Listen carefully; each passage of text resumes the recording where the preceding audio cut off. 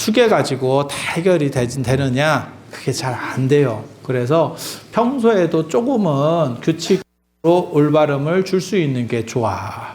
그게 사경입니다. 그게 사경입니다. 잘 넘어가고 있죠? 잘 넘어가고 있죠? 사경이야. 그래서 한 품씩 제가 그 얘기 하잖아요. 금강경 봉창기도가 뭐라는 거냐면 좋은 습관 들이는 거예요. 그래서 하루에 한 번씩 부처님 경전을 듣거나 같이 독송을 하거나 하는 거고, 그리고 조계종에서는 이 금강경을 최고의 경전으로 여겨요. 그래서 살았을 때는 행복을 주는 경전, 나쁜 일들을 풀어버리는 경전, 약간 뭐에 해당하는 경전이냐면, 그러니까 이게 비방으로 막 역전시키고 이게 아니고, 이 금강경 계열이 중화시키는 경전이에요. 그러니까 너무 나쁜 거는 없애고 너무 좋은 것도 약간 이렇게 깎아가지고 전체적으로 완만하게 만들어가는 계면활성제 같은 역할을 합니다. 어떤 뜻인지 알아? 계면활성제? 그게 서로 섞이게 해주는 거예요. 서로 잘 안 섞이는 것들을 잘 섞여서 어느 정도 이상의 제품을 만들어주는 거예요. 그래서 삶이 평안하기를 바라면 금강경. 저 같은 경우는 사실 금강경이 그렇게 맞는 사람은 아니에요. 저는 약간 롤러코스터 같은 거 재밌어 하거든요. 그러니까 금강경은 어디에 해당한다고 생각하시면 되냐면, 이게 회전목마하고 바이킹 정도까지가 금강경이라고 보시면 돼요. 놀이공원에서. 뭔 뜻인지 아시겠어요? 우리는 바이킹 뒤에 타도 그런갑다 해. 이게 사람 나름입니다. 이게 사람 나름이에요. 그러니까 저를 따라오려고 하면 안 돼. 예. 저는 약간 야수의 심장을 갖고 있기 때문에 그래서 우리는 뭐 자이로 드롭이나 이런 거 좋아하거든요. 더 약간 미친 거. 제가 출가해서 굉장히 안 좋은 게, 그런 걸 잘 못하는 게 굉장히 안 좋고, 우리 그 다리 같은 데서 이렇게 외국 세계 테마기행 이런 거 보면 막 다리 같은 데서 호주에서 막 100m 이상 뛰는 번지 점프 이런 거, 우리 그런 거 좀 하고 싶어 사실. 저는 그런 거 좋아해요. 저는 그런 거 좋아해. 하면 되는데 호주를 못 가서. 호주를 못 가서. 그래서 저 같은 경우는 그런 거 좋아해. 그리고 그런 쪽 약간 이렇게 롤러코스터 하면 법화경 권해드립니다. 법화경 권해드립니다. 약간 달라요. 계통이 약간 달라. 그리고 저한테 물어보시는 분들이 있어. 따블로 해도 됩니까? 괜찮습니다. 이건 기도는 속도랑 비슷한 거예요. 속도는 두 개가 겹쳐지잖아. 플러스 됩니다. 진짜예요. 세 개가 겹쳐지면 또 플러스 됩니다. 그러니까 달리는 차 위에서 또 사람이 뛰어가고 있어. 그럼 속도는 플러스 된다니까. 진짜예요. 그래서 기도는 여러 종류를 섞어서 해도 됩니까? 섞으면 부대찌개. 재밌잖아. 좀 웃어줘. 그래서 기본 흔들리지 않도록 만드는 그러한 방식이 금강경을 하루에 한 번씩 여러분들이 독송을 하거나, 독송하기 힘드시면 그냥 틀어놓고 들으세요. 제가 전에 그 말씀 드렸잖아요. 제가 어렸을 때 공부를 하도 안 하고 이러니까 우리 형이, 제가 여러 번 말씀드렸을 거예요. 자도 학교 가서 자라. 자도 학교 가서 자라. 그게 딱 맞는 얘기예요. 그리고 제가 전에 그 말씀도 드렸어요. 우리가 한국말을 배울 때 엄마 강보에 싸서 엄마 등 뒤에서 한 2년 정도 자빠져 자다가 말을 티면 그 다음부터는 한국말이 저절로 되는 거예요. 뭐 제대로 배웠냐? 배운 거 뭐 그렇게 대단한 거 없습니다. 엄마라고 해봐. 뭐 이런 거 몇 번. 뭐 교육자도 아니고 아무것도 아닌 사람이 그냥 몇 번 그냥 그런 얘기를 한 것밖에 다 없어. 근데 그게 가장 강력한 교육이 자면서 교육인 거예요. 놀라운 거 있어요. 부모가 모두 농아인 경우, 쉽게 말해서 벙어리인 경우 애가 아무리 자도 말을 못합니다. 진짜예요, 진짜. 진짜예요. 그래서 귀로 씻기는 교육을 받고 있었던 거예요. 그래서 이제 부모님이 열심히 싸우고 이제 이러면 애가 방언 터지면 욕을 하지. 진짜야. 사투리도 그래요. 애들 사투리 쓰는 거 보면 되게 웃긴다니까. 와카로 막 이러면서. 어린애들 있으면 되게 웃겨요. 그래서 그게 귀로 씻기는 교육이라는 것도 굉장히 중요해요. 굉장히 중요해요. 그래서 틀어놓고 있는 게 그게 뭐 효과가 있습니까? 설거지 하실 때 틀어놓고 있는 거 좋습니다. 좋습니다. 물론 뭐 정신을 차리고 하면 더 좋겠죠. 근데 정신 안 차려도 효과는 분명히 있다니까. 그래서 안 좋은 것들은 좀씩 줄어들고 좋은 거는 늘어나게 되는 거예요. 그래서 사람이 살면서 지금 갑자기 오래 사는 세상이 됐고 몸이 지금 몸이 오래 가다 보니까 삐그적거리는데 거기에 관련돼서 많은 식품들이나 뭐 영양제라든가 이런 걸 드시고 계셔요. 대부분 뭐 다 몇 가지 이상은 다 드실 거라고 생각합니다. 그런 얘기 했잖아. 그래서 나같이 진짜 다양한 그런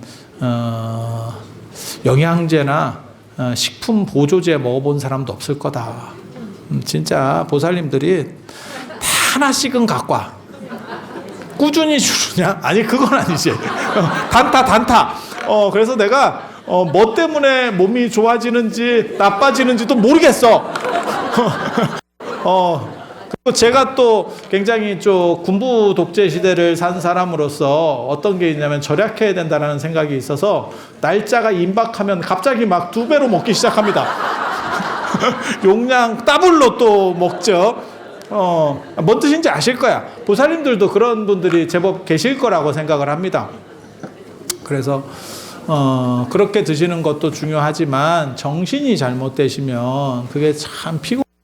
그리고 정신이 잘못된다는 거는 치매나 우울증이나 뭐 공황장애나 이것만 잘못되는 게 아니에요. 여러분들이 저놈이 내 말하는 거 아니야? 이러면서 작은 거 갖고도 분노하고, 물론 이제 저처럼 태어날 때부터 분노를 가지고 있는 사람도 있는데 그렇게 된다라고 자기가 생각하면 내 중심이 예전처럼 견고하지 못하고 흔들리고 있다라고 생각을 하셔야 돼. 그래서 내 중심을 바로잡는 게 단순 반복적이고 규칙적인 행동들을 계속 하는 거예요. 그래서 내 스스로에게 신뢰를 주는 거. 제가 예전에 공부법 책 쓸 때 진짜 인생 참 묘하다. 어떻게 공부를 제대로 안 해본 사람이 공부법 책도 썼었고 논문법 책도 썼어요.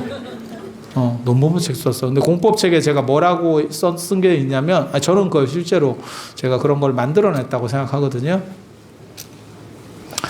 번뇌를 줄이는 방법은 무엇이냐? 번뇌가 많은 사람들 번뇌를 줄이는 방법은 한 가지 주제의 생각을 가지고 1시간 이상 네가 해봐라. 그러면 뽕이 뽑혀요. 계속 생각이 이리 갔다 저리 갔다 하니까 끝도 없이 이어지지. 하나의 주제만 가지고 생각을 하잖아. 1시간 택도 못합니다. 진짜. 그리고 나서 그렇게 진을 한번 뽑잖아. 그게 그 다음에는 별로 생각이 잘 안 떠올라. 사람도 마찬가지예요. 내가 싫은 사람이 있잖아. 진짜 계속 그 사람을 떠올리면서 생각해봐. 그럼 나중에는 처음에는 그 사람을 생각하면 화가 치밀어. 나중에는 밋밋해집니다. 진짜야. 진짜야. 세월이 약이라고 하는 거는 묻어두는 거고, 그거는 나중에 화병으로 깨어나요. 화병으로 깨어나요. 그래서 반복해서 생각했을 때도 그 사람에 대해서 밋밋하게 다가와. 그냥 이 사람 생각하나 저 사람 생각하나 저놈이 돈 띠먹어가지고 그때 나 개돈 튀어가지고 내가 얼마나 개고생을 했는데 그래도 옆에 사람 생각할 때랑 별 차이 없을 정도로 생각을 놓잖아요. 그러면 그게 해소됐다고 생각하시면 돼요. 그러니까 내 화병 인자가 중에 하나가 없어졌다고 생각하시면 돼요. 그래서 그게 번뇌를 다스리는 방법. 이런 식도 제가 했었었고요. 그리고 공부법과 관련해서 제가 여러 가지 이야기들을 많이 해놨었는데 그 중에 하나가 뭐냐면 자신과 약속을 지킨다라고 하는 거예요. 약속을 지킨다. 그래서 제가 뭐라고 써놨냐면 예를 들어서 내가 공부하기 싫어. 그러면 뭐라고 하는 거냐면 나는 하루에 한 3페이지 정도의 책을 읽겠다. 더 자세하게 하고 싶으면 시간도 정해. 시간도 정해. 그렇게 해서 계속 사소한 것들을 가지고 내 자신과 약속을 해. 그러면 나중에 내가 처음에는 예를 들어서 내가 담배를 피우는 사람인데 담배를 끊겠다. 그러면 생각은 있는데 이게 안 돼요. 내 의지대로 내 생각이 안 움직여. 왜? 나는 늘상 약속을 어겨왔기 때문에 네가 놈이 뭘 할 수 있겠어? 이렇게 생각이 되는 거야. 근데 사소한 거를 가지고 약속을 계속 지키는 모습을 보여주잖아? 그러면 나중에는 내가 어떤 결정을 내려서 나는 내일 아침에는 5시에 일어나야 돼. 나 지금 인천공항 가야 돼서 5시에 일어나야 돼. 라고 딱 명령만 내리고 자잖아? 5시에 눈 떠집니다. 진짜야. 더 어떻게 해서 뭘 더 자보겠다, 뭐 해야겠다, 이런 생각 별로 없습니다. 그러니까 사소한 걸로 계속 약속을 만들고 약속을 지키는 훈련을 하는 게 내 정신 컨트롤 할 때 굉장히 좋아요. 그게 제가 마인드 컨트롤 하는 방식 중에 하나거든요. 진짜야, 진짜. 그래서 사소한 걸 하라는 거예요. 사소한 걸. 큰 거, 대단한 걸 하는 게 능사냐? 아니. 그래서 제가 그때 그런 얘기도 써놨는데, 그렇게 사소한 걸 해도, 그러니까 예를 들면 그런 거예요. 나는 밥을 먹으면 3분 안에 양치질을 하겠다. 사소한 건데 쉽지는 않습니다. 사소한 건데 쉽지는 않아. 그죠? 그러면 힘들면 하루에 한 번만. 하루에 전체를 다 그렇게 하는 건 아니고 하루에 한 번만. 근데 내가 나를 아는데 나는 그 하루에 한 번도 그렇게 열심히 할 놈은 아닌 것 같아. 그러면 한 달에 20일만 이런 식으로 설정을 주는 거예요. 그러니까 하루에 한 번 30일을 하겠다라고 하면 힘들어. 그러다가 내가 하루 이틀을 깨잖아. 그러면 내 신뢰가 무너지면서 나중에 내가 내 스스로 정신에 명령을 내렸을 때 얘가 반항을 해요. 그리고 그 다음에 생기는 건 뭐냐면, 내가 하는 일이 그렇지 뭐. 내가 이런 식으로 안 살았으면 위인 됐겠다. 이러면서 합리화를 시키기 시작해. 그럼 무너지는 거예요. 그럼 무너지는 거예요. 그러니까 그냥 한 열흘은 그렇게 안 해도 돼. 라고 그냥 생각을 해놓는 거예요. 그리고 그 열흘을 쓰면 돼. 나는 더 못할 것 같아. 그러면 한 달에 열흘만 한 달을 해버리면 돼. 그런 식으로 해서 살살 이렇게 몰아가잖아요. 그러면 내 정신이 내가 원하는 대로 컨트롤 되기 시작해요. 진짜야, 진짜. 진짜야. 그래서 그렇게 컨트롤하는 방법을 제가 실제로 공부법 책에 다 썼었어요. 이렇게 하면 정신을 훨씬 더 효율적으로 쓸 수 있다. 제일 좋은 건 뭐냐면 머리 좋게 태어나는 거고, 그거는 안 됐고요. 그거는 안 됐고요. 이미 눈 떠보니까 물 건너갔고요. 물 건너갔고요. 그러면 있는 거 가지고 최대한 효율성을 살려야겠다라고 생각하는 게 제 공부법 책의 사실은 목적이거든요. 목적이에요. 그리고 그게 정신적인 것만 이렇게 약속을 하면 쉽지 않아. 그래서 그냥 이렇게 물질적인 걸로 하루에 이거 품이라고 말하기도 그렇고, 이거는 그냥 장이에요, 장. 32장으로 돼 있거든. 32개로. 그래서 그거를 하루에 하나씩 쓰는 거예요. 하나씩. 그래서 전에 그 노란 책을 했더니 감지로 쓰는데, 감지에다가 금색 펜 드렸잖아. 근데 요거 드리니까 눈이 좀 아프시다는 분도 있고, 한자로 내가 굳이 뭐 한자를 알 것도 아닌데 그렇게 한자로 힘들게 써야 되느냐라고 해서 보급판을 만든 거죠. 보급판. 요 흰색 써보셨어요 혹시? 요거 책 괜찮아요. 제가 진짜 요거 쓰지 마. 자꾸 이거를 왜 하는지 이거 자꾸 그리지 마. 이거 그리지 마. 이 위태천은 시작할 때 사경책 앞에 넣도록 되어 있는 거예요. 그래서 넣은 거예요. 이 전체 경전을 호지한다.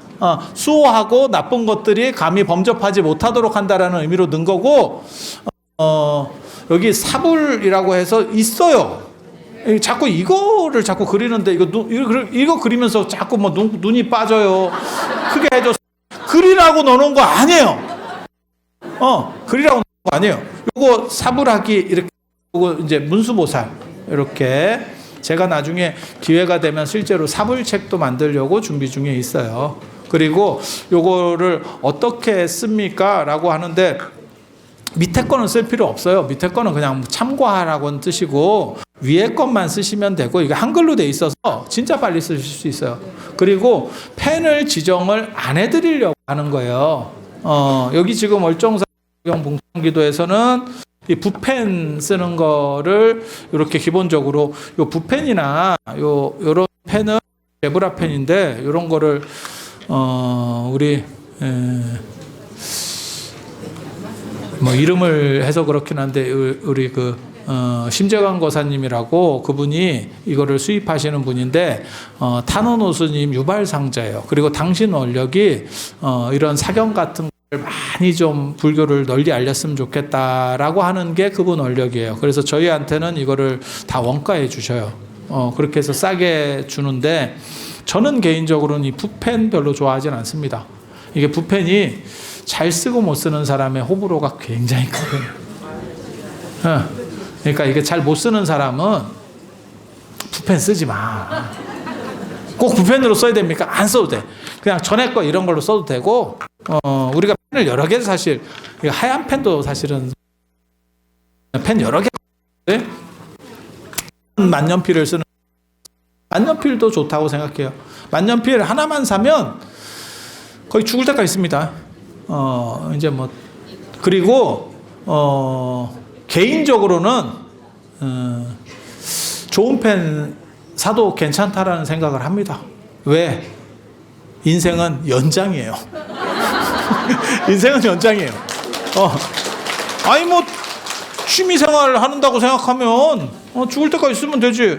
그리고 제가 유리펜 말씀을 드리는데, 유리펜이 이거예요. 유리펜. 유리예요, 유리. 그렇게 해서 이걸 사면, 이렇게 한 세트가 있어. 이렇게 세트가. 요걸 잉크를 해서 이렇게 찍어서 빼면 여기에 잉크가 고여 있다가 이렇게 살살 내려와. 여러분 펜글씨 쓰는 옛날에 그건데 유리로다가 만들어 놓은 거고 안 쓸 때는 닦으면 그냥 깔끔하게 닦입니다. 유리니까. 요 비용이 얼마 정도 하냐면 이거 세트로 된 게 한 5,000원인가 한 4,000원인가 뭐 이 정도 해요. 요 펜만 하면 한 2,500원인가? 그리고 조금 이제 비싼 거 사면 한 만 얼마 정도 할 거면 인터넷에 그냥 유리펜 이렇게 치시면 됩니다. 근데 요거는 쓰기가 그렇게 편한 건 아니야. 그렇게 쉽지는 않아. 요게 근데 저는 이런 걸 좋아하는 사람인데 왜 좋아하냐면 요게 사각사각 느낌이 나요. 어렸을 때 펜 써보셨지? 사각사각 느낌이 나는데 그 어렸을 때 여러분이 펜글씨 쓸 때보다 더 사각거려. 왜? 이게 유리로 좀 딱딱하잖아. 근데 조금만 이렇게 냅뒀다가 안 쓰면 바로 이게 말라버립니다. 그래서 굉장히 불편해요. 찍고 뭐 한 줄 정도 쓰고 찍고 한 줄 정도 쓰고 계속 이렇게 반복해야 돼. 잉크 하나면 이런 책 뭐 수도 없이 쓰죠. 이런 거 작은 거 하나라도 언제 망가지느냐? 떨어뜨리면 끝나는 겁니다. 떨어뜨리면 끝이야. 만년필도 마찬가지예요. 떨어뜨렸는데 앞에 하면 가슴이 아픕니다. 가슴이 아픕니다. 그리고 저는 개인적으로 이거 권해드립니다. 굉장히 불편하고 힘든 펜이긴 하지만 쓰는 재미가 있어요.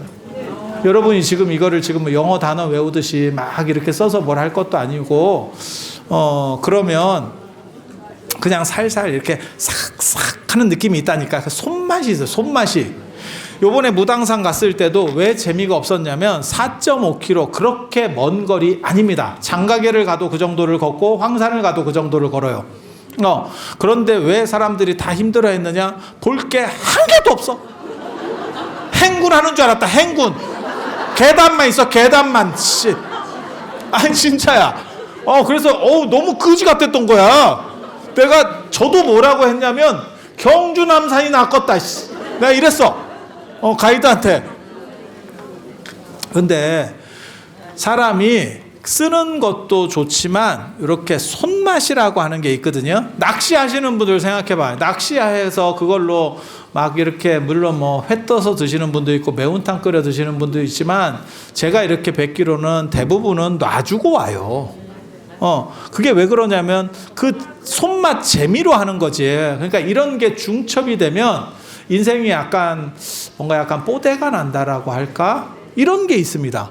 그리고 저는 특별하지 않으면 상이라도 조금 하나 이쁜 거 사서 하나를 이렇게 깔아 놓으세요. 내가 계속 사경을 할 수 있는 공간, 이런 거 굉장히 중요합니다. 진짜 중요해. 그게 마음 자세랑 그 옆에다가 놔두고 해도 되지. 가계부 밑에 짱박아 놨다가 이렇게 같이 꺼내서 해도 돼. 근데 그러지 마시고 이렇게 공간을 하나 만들어 보셔. 그러면 이게 어떻게 쓰는 거냐면 이렇게 해서 잉크 묻을까봐 이렇게 올려놓는 거거든. 이렇게. 뽀대 나잖아. 이렇게. 저는 이 유리펜을 이 사경 때문에 산 게 아니고 그냥 검색하다가 이뻐서 산 거예요. 이쁘고 궁금해서. 이쁘고 궁금해서 그냥 산 거예요. 그래서 이렇게 쓰는 거고, 그래서 단순히 써서 공덕이 된다라는 것 말고도 재미를 느낀다. 제가 하는 얘기가 있어요. 이 세상에서 지금 아마 앞으로 당분간은 최강의 펜은 중성펜이다. 저는 그렇게 생각하는 사람이거든요. 그것도 저는 제브라 중성펜이 최강이다라고 생각을 해요. 저는 그걸 고등학교 때부터 썼어. 그리고 여러분들은 제브라라고 하는 메이커를 잘 모를 수도 있습니다. 제가 제 밴드에도 그런 얘기를 썼지만 제가 놀랍게도 저는 중학교 때 몽블랑을 썼었던 사람이에요. 중학교 때 몽블랑을 썼으면 거의 전교에서 가장 좀 있는 집이에요. 조금 잘 사는 애들이 파카 썼거든. 파카 이런 것들은 아유. 그리고 그때는 애들이 몽블랑이 뭔지를 몰라. 아니 그러던 시절이야. 파카가 좋은 거라고 생각을 해. 바보들. 아이고. 참. 그래서 아니 제가 그런 거를 저는 그런 연장을 참 잘 가려요. 그리고 제가 펜을 좋아해서 일본 펜이나 이런 것도 진짜 많이 여러 종류를 써봤거든요. 뭐 미쯔비시도 써보고 뭐 파일럿 그거 우리나라 건지 아시는지 아는 분들 계시지만 원래는 일본 겁니다.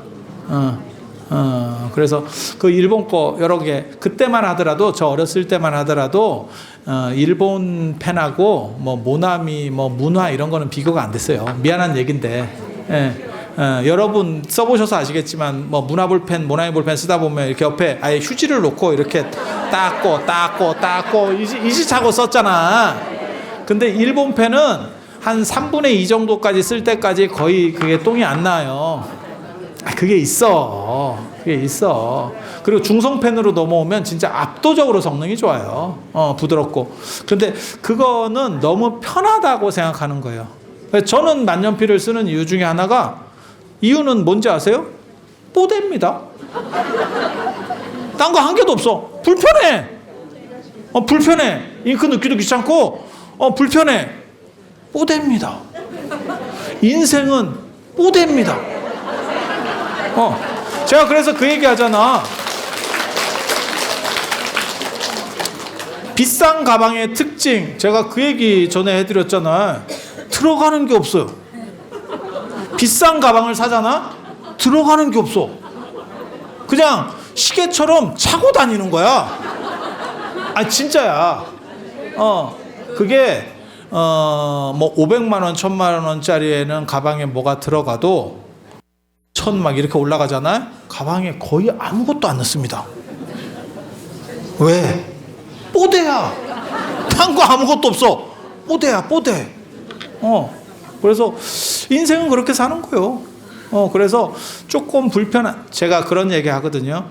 제가 어렸을 때 시장이나 이런 게 너무 불편하다고 생각했어. 그래서 마트나 이런 게 저희 때 조금 생기기 시작했거든. 그게 훨씬 좋은 거야. 정찰제고 흥정할 필요도 없고.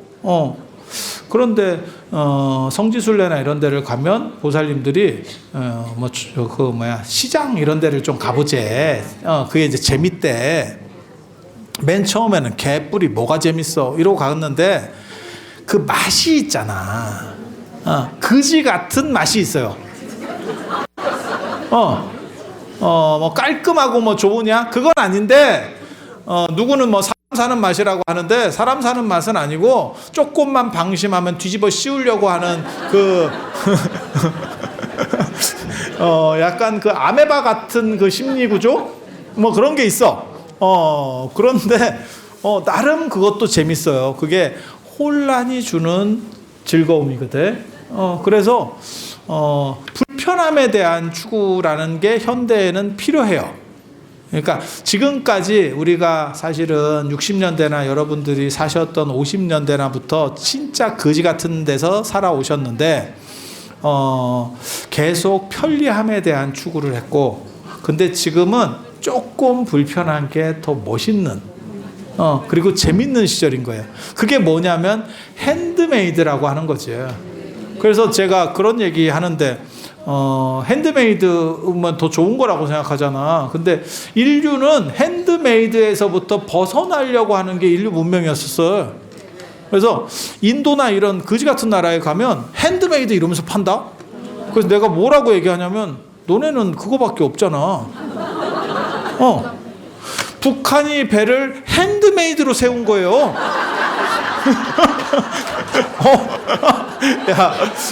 그게 핸드메이드. 그 핸드메이드 언제 쪽부터 했는지 아세요? 피라미드 건설할 때도 그 핸드메이드예요. 핸드메이드가 좋은 거라고 생각하지 마. 그런데 지금은 불편함이 낭만과 멋이 있는 시절이에요. 그래서 이런 거 이거 직접 써보시면 되게 불편할 거예요. 받는 것과 관련해서 그래서 이게 매일매일 한 장씩 쓰는 게 이게 32장이니까 한 달을 30일로 잡으면 한 2번 정도 더 쓴다고 생각. 짧은 거 쓸 때 2번 정도 쓰시면 돼요. 이거 진짜 얼마 안 돼. 그리고 이게 한글로 쓰는 거기 때문에 기존 한문으로 쓰던 거에 5분의 1 이하의 노력이 들 겁니다. 그리고 여기서부터 이 한글로 쓰는 사경집과 관련해서 나중에 사경대회를 열 거예요. 잘 모아놔 보셔. 저는 잘 쓴 사람 제가 싫어한다 그랬다니까. 제가 글씨를 못 쓰기 때문에 저는 글씨를 많이 못 써요. 그래서 제가 이렇게 쓰다 보면 내가 쓰고 내가 못 읽고 뭐 이런 경우들이 굉장히 많아. 아니야. 이게 글씨 못 쓰는 사람들이 동감할 겁니다. 그래서 내가 글씨 잘 쓰는 사람을 내가 미워합니다. 그래서 이 사경대회 기준은 잘 쓰는 사람은 절대 안 줄 거예요. 절대 안 줄 거예요. 우리는 그런 거 싫어합니다. 그리고 오늘 이 법명카드 받으셨잖아. 이게 복불복으로 나가는 건데, 복으로 나가는 건데, 이제 뭐 법명 뜻 분들도 있어요. 그러니까 세 종류로 나갔어요. 하나는 이렇게 법명만 있고 이름은 백판으로 나갔고 자기 이름을 쓰는 거고, 하나는 이름까지 다 적혀 있는 게 있고 둘 다 백판으로 나간 경우도 있어요. 그래서 둘 다 백판인 경우는 이제 법명이 기존에 있는 분들은 그냥 자기 위에다가 쓰면 되고 그 다음에 이렇게 하나만 나간 거는 당신이 이름을 쓰시면 되고, 둘 다 나간 거는 사전에 신청하신 분들은 그래서 이걸 개별 작업을 한 거예요 다. 그러니까 이름이 다 다르게 나갔겠지. 하나하나. 그래서 제가 전에 말씀드렸잖아요. 지난 달에 이렇게 개별 작업하는 바람에 이게 제법 생각보다는 좀 더 치더라. 하여간 우리나라는 뭐 사람 손 타면 안 돼. 손 타면 단가가 쭉 올라가. 그냥 기계로 돌리면 괜찮은데, 그래서 지금 뭐가 있냐면 이게 복불복으로 법명이 걸리다 보니까 이제 좀 마음에 드시는 분도 있고 안 드시는 분도 있어. 저도 어저께 제가 이렇게 좀 검토를 하다가 이렇게 보니까 법명이 좀비야, 좀비. 야, 이거 좀비 좀 심하지 않냐? 이런 내가 빼라 그랬거든. 너 같으면 좀비 맞으면 좋겠냐? 그래서 내가 이렇게 점을 찍어가지고 존버로다가 바꿀까? 인생 존버. 이렇게 할까 이랬는데 좀비 아니야. 좀비는 아니고 존비야. 존비. 근데 발음이 그냥 좀비야. 그래서 가뜩이나 나이 먹고 지금 정신 오락가락 하는데 좀비라고 하면 기분 좋겠냐? 그래서 내가 뺐어. 또 뭐 있냐면 보복이 있어요. 아씨, 이게 뭐 보복이. 보복이야. 보복. 보복한다. 이거 어떻게 정한 거냐면요. 뜻이 뭐냐고 물어보시는 분들이 있는데 저 뜻 모릅니다. 어떻게 정한 건지만 기준만 가르쳐 드릴게요. 만불명호경이라는 경전이 있습니다. 만불명호경이 뭐냐면 거기에 만분의 부처님 이름이 나와요. 그 만분의 부처님 이름을 두 글자짜리를 다 뺀 거예요. 그리고 나중에 모질르다라고 그렇게 하니까 한 3,000불 정도가 됐어요. 모질르면 그 다음부터는 어떻게 했냐면 앞에 두 글자만 잘랐습니다. 그래서 뜻이 뭡니까? 라고 물어보면 저도 모릅니다. 부처님 명호입니다. 그러면 이 법명이 나는 진짜 마음에 안 드는데 어떻게 해야 되나요? 가능한 얘기잖아. 이게 복불복으로 지금 랜덤으로 걸렸는데 지금 이거는 제 눈에 띄어서 빠진 거지 안 빠지고 차량에서 돈 것도 있을 거야. 돈 것도 있을 거야. 아니 가능한 얘기잖아. 이게 7,000장이 돌았거든 지금. 이게 지금 7,000장이 돈 거예요. 그러면 밑장을 빼지 않은 이상은 이제 뭐 안 좋은 패가 걸린 사람도 있겠지. 근데 이게 한문 발음하고 사실은 한글 발음하고 또 다른 건데 그냥 발음이 보복이면 기분 더럽지 뭐 그럼. 이거 그래서 그게 있었어요. 무빈오스님 아시지? 무빈오스님이 탄원오스님한테 법호를 받았어요. 정강을 받으시면서 저는 무빈오스님한테 유일이라고 받았거든. 이름을 유일하다 이래가지고 유일하잖아. 아니야 그 얘기 하려고 한 게 아니고 무빈오스님 뭐라고 받으셨는지 알아? 여천무비 이렇게 돼 있잖아. 그러니까 여천이라고 받았나? 사람들이 그렇게 생각하기 많은데 실제로는 살수라고 받습니다.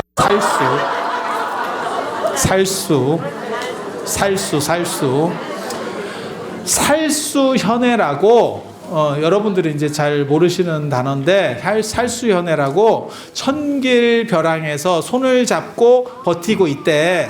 거기서 손을 놓으라는 거예요. 그러니까 깨달음이라는 거는 너는 거기서 한 단계 더 나아가서 그게 향상일로라든지 안 그러면 부모 미생전 본래 면목 뭐 이런 의미예요. 그러니까 천길벼랑에서 그러니까 백척간두 진일복 이런 느낌이야. 그래서 네가 한 단계 더 나아가서 굉장히 잘해라 라는 의미로 살수라고 했다고. 그렇죠. 왜 안 쓰는지 아시겠지? 그런 법명은 모셔둡니다. 여러분도 마찬가지예요. 여러분이 보복이 걸렸어. 그러면 내년에 또 하시면 됩니다. 제가 진짜 여러 가지 수업들을 들었던 사람이에요. 제가 박사과정을 9개를 했고 이번에 8번째 박사가 나올 거예요. 근데 하나는 제가 하다가 중간에 작파해가지고 가기가 싫어서 그렇게 했는데 그리고 석사도 2개나 했고 그러니까 얼마나 많은 선생님들한테 수업을 들었겠어. 그리고 제가 진짜 다양한 수업을 들었어요. 여러분이 생각하는 것보다 제가 굉장히 잡학하잖아. 근데 제가 어렸을 때도 제가 그런 걸 좋아하는 성향이 있었고 나는 다 알아야 된다고 생각하는 사람이거든요. 이런 식의 사람들을 백과사전식 학파라고 합니다. 있어. 진짜 명칭이 있어. 백과사전식 학파고 그 다음에 그거 다른 말로는 박학파라고 부릅니다. 실학에서 나오는 얘기예요. 청나라 때에 나오는 얘기야. 우리나라식으로 말하면 누구냐면 거기에 해당하는 사람이 누구냐면 연암 박지원, 정약용 이런 사람들이 다 그런 사람들이에요. 손 안 대는 분야가 없어. 우리는 진정한 강자는 그래야 된다고 생각하는 사람이거든요. 그래서 여러 가지를 해. 그때 주역학회 회장님한테 제가 수업으로 주역을 배웠어. 수업으로. 그러니까 야매로 배운 게 아니고 그냥 수업으로 배웠어. 3학점짜리 수업으로. 그렇게 해서 이제 주역이라고 하는 게 내용을 가르쳐 주기도 하지만 그분이 또 점치는 것도 좋아해요. 그래서 우리한테 또 긴발을 뜯어와라 이래가지고 그 긴발을 뜯으면 대나무 이렇게 쫄 때 있잖아. 쫄 때 그거 이제 50개 가지고 이렇게 해서 주역 점을 치거든.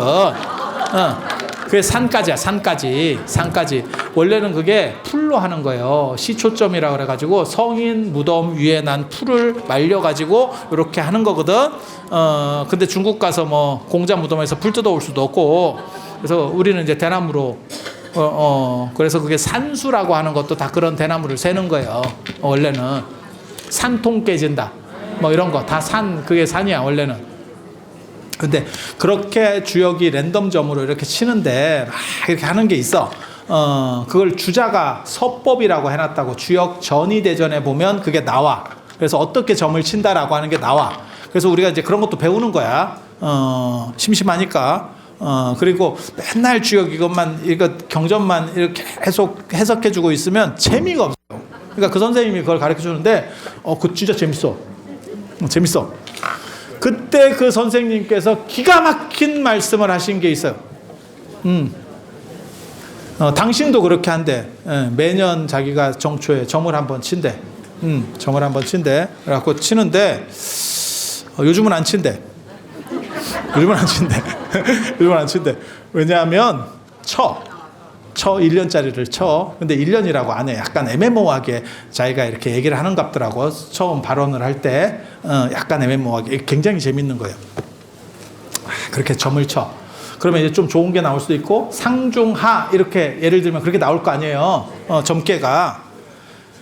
극상이 있다. 극상이. 주역에서는 저는 그걸 다 외우고 있어요. 지뢰복계, 지천택계, 화수미제계. 요게 최고로 좋은 게야. 세 개가 최고로 좋은 게 64개 중에서. 우리 같은 사람은 이걸 왜 외우고 있느냐? 그쪽으로 다가가려고. 우리 길한 거는 잘 외웁니다. 내가 머리는 나빠도 이런 거는 또 기가 막히게 외워. 좋은 거, 이런 거, 영험한 거, 이런 거. 근데 우리 선생님이 뭐라고 점을 치다가 걸리잖아? 죽을 때까지 치지 말래. 그리고 그걸로 믿고 그냥 가는 거야. 그거 나올 때까지만 치면 된대. 그러면 내 인생이 최고래. 야, 내가 그거를 딱 들으면서 야, 진짜 이게 의리역이구나. 의리역은 점을 보되 교훈으로 삼는 걸 의리역이라 그래. 그리고 점괘를 가지고 재주를 피는 걸 상수역이라 그래요. 상수역. 점 맞추는 거, 점쟁이 같은 거. 그러니까 우리는 이제 학문 쪽으로 하는 사람이니까 의리역을 하는 거야. 그 뜻이 어떻고 저렇고 이런 얘기를 하는데, 아무리 의리역을 하는 사람도 점괘가 궁금은 하거든. 그럴 것 같지 않아? 제가 그래서 그 얘기 하잖아. 예전에 인도를 갔는데, 그 인도 가이드가 우리가 8시, 그러니까 10시간을 기차역에서 기다리니까 심심하니까 점 봐준다고 이렇게 손 내밀으라고 하니까 인도 점쟁인데, 우리 보살님들이 다 또 손을 내밀고 또 이렇게 하고 있더라고. 왜? 점 봐준다 그러면 다 관심 있어요. 이게 재밌다고. 그리고 지일이잖아. 놈의 점은 재미가 없어. 내 점이 더 재밌다고. 그렇게 해서 점을 봤어. 점을 봤어. 그러니까는 이게 주역하는 것도 아무리 무슨 교훈을 삼네, 이게 뭐 뜻이 깊네, 어쩌게 헛소리 하다가도 한번 볼까? 또 이렇게 된다고. 그게 인지상정이거든. 인간의 마음이라는 게 다 그런 거거든. 그런데 그런 상황에서 그러니까 기술적인 얘기를 하면서도 교훈을 삼는 거지. 좋은 쾌가 나오면 그게 내 쾌다라고 평생 생각하면서 그냥 가래. 그 뒤부터는 점 볼 필요 없대. 왜? 더 좋은 건 어차피 까도 안 나와. 까도 안 나와. 그러면 그게 내 쾌고 나는 원래 그런 사람이야. 나는 이 쾌대로 될 거야 라고 그냥 직진하는 거예요. 그게 어떻게 보면 행복 코드지. 그래서 여러분도 마찬가지예요. 요거 이렇게 깠는데 보복이나 좀비 나왔어. 그러면 내년에 1년 동안 기다려. 그리고 좋은 거 나올 때까지 기다렸다가 좋은 거 나오면 우리 무비노스님이 하신 것처럼 묻어. 다른 거를 묻고 그걸 쓰면 됩니다. 그래서 나 보복인데 바꿔주시면 안 돼요? 땡땡땡입니다. 땡땡땡입니다. 뭐 방법이 없습니다. 그래서 그렇게 되는 거고, 그리고 오늘 이제 마지막으로 제가 드릴 말씀이 있어요. 7, 8월에는 특별한 행사가 없어. 그 대신에 저희가 뭘 하려고 하냐면 원래 올 연초부터 계획돼 있었던 작업이에요. 그게 금강경 봉참기도랑 관련된 영험담 책을 만들 거예요. 그렇게 해서 여러분들이 무슨 글로 써줘야 되느냐? 아닙니다. 저랑 그러니까는 예를 들어서 내가 그런 어떤 기도를 하다 보니까 이런 게 잘 뭔가 꿈에 봤어. 안 그러면 뭐가 됐어. 이러면서 뭐가 느껴졌어. 안 그러면 뭐 눈앞에 뭐가 뵀어. 뭐 이러면서 그런 게 있으면 신청을 하시면 제가 말을 시킬 겁니다. 저나 승우스님이 말을 시킬 겁니다. 여러분한테 그냥 맡겨놓으면 말을 못해요. 그 인터뷰 할 때 끌고 가는 사람이 얼마나 그 얘기를 잘 끌고 가느냐 중요하거든요. 그렇게 해서 원하시는 분들에 한해서는 유튜브로 그냥 그 얘기하던 것들을 그냥 내보낼 거예요. 그리고 그거를 텍스트로 바꿔서 한글로 바꿔서 제가 정리해서 책을 만들 겁니다. 그래서 그 책을 내년 3월이나 4월에 여러분들에게 드릴 수 있도록, 제가 또 원래 또 책 내는 전문이잖아요. 그렇게 해서 생각이 있으신 분들은 나중에 제가 공지를 올리면 댓글로 남기셔도 되고, 그 다음에 뭐 전화를 주셔도 되고, 뭐 이렇게 해서 장소는 어디서 할 거냐면 월정사가 편하신 분들은 월정사서 하실 거고, 서울이 편하신 분은 서울 필동에서 할 거예요.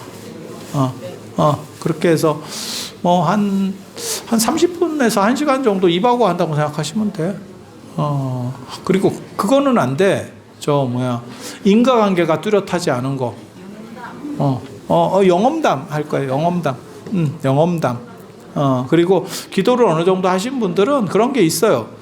얼마 전에 누가 저한테 그 얘기 하던데, 누가 저한테 그 얘기를 물어보는 거야. 부처님, 어저께 그랬는데, 부처님 사리가 진짜입니까? 뭐 이렇게 물어보는 거야. 근데, 제가 원래 부처님 사리 전문이거든요. 전 세계 유력한 사리는 다 찾아다니면서, 이렇게 하고, 그 다음 족보 이런 거, 그건 어차피 역사로 나오는 거니까. 그리고 고고학적 발굴로 뭐가 나왔느냐, 뭐 이런 얘기들을 쭉 하는데, 그러다가 무슨 얘기가 있냐면 하늘에서 기도하다가 사리가 떨어진다던데요. 그 얘기가 나왔어. 그래서 내가 뭐라고 얘기했냐면, 내가 굉장히 합리적인 사람 같잖아. 근데 거기서 그렇다고 대답을 했거든. 그랬더니 어떻게 그런 식으로 가냐는 거야. 근데 그런 식으로 갈 수밖에 없는 게, 내가 중학교 때인가 고등학교 때 기도하다가 사리가 떨어졌어. 그게 방에서 기도할 때 뭐가 이렇게 떨어지는 소리가 나요. 이게 뭐가 소리가 나. 그리고 그게 제일 잘 떨어지는 기도가 법화경이에요, 사실은. 그래서 법화경에 그 얘기가 되게 많이 나와. 그게 뭐가 이렇게 하나가 이렇게 뭐라 할까, 약간 팥 같은 거 아니면 뭐 녹두 같은 게 하나 떨어지는 소리가 나. 그게 이제 아마 공중살이라고 나오는 이야기들, 저 낙산사가도 그런 얘기가 있거든요. 그런 게 다 그런 거지 싶어. 그리고 실록에도 그게 나오거든요. 세종대왕이 자기 마누라 죽었을 때 자기 아들들 다 밀어넣고 기도하게 했거든. 네 어머니 명복을 빌어라. 그때 뭐라고 얘기하냐면, 사리가 나올 때까지 기도해라. 그리고 문을 막아버렸어요. 법당문을. 내불당을 막아버렸어. 그래서 걔네들이, 그게 누구냐면 세종 아들들, 우리 다 아시는 분이잖아. 뭐 안평대군, 양녕대군, 뭐 수양대군, 뭐 이런 분들. 그렇게 기도하고 해서 사리가 떨어졌어요. 그게 김수원의 사리연기에 나와. 사리연기에 그게 나온다고. 그래서 제가 그 얘기를 전에 방송에서 하니까 우리 불교 TV 우리 성우큰 스님께서 저한테 뭐라고 했냐면 요즘도 그런 걸 우리가 한번 해볼까? 스님들을 한번 몰아넣고 살이 나올 때까지 기도하게 해서 살이 안 나오면 문 막고 못 나가는 걸로. 근데 그런 식으로 살이 떨어졌다는 얘기가 생각보다는 많아요. 현대에도 많아. 제가 그 살이 어딘가에 아직도 보관하고 있을걸? 제가 기억을 잘 못해서 그렇지? 그거 내가 고등학교 때인가 그랬었어. 그래서 야, 이런 것도 있구나. 뭐 이런 생각을 했었는데, 저번에 이런 얘기 해서 되는 거 모르겠다. 누가 자기가 사리가 떨어졌다고 월정사 교구장 스님한테 그 사리를 보낸 적도 있어요. 그리고 제 주변에도 뭐 자기가 떨어졌다고 말하는 사람들이 여럿 있어. 근데 저는 그게 불가능하다는 생각은 안 하거든. 왜?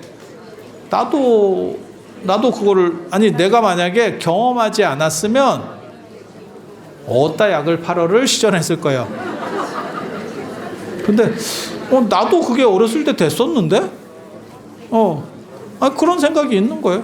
그래서 여러분이 저를 약간 뻘로 봐서 그렇지 제가 의외로 영험하다니까.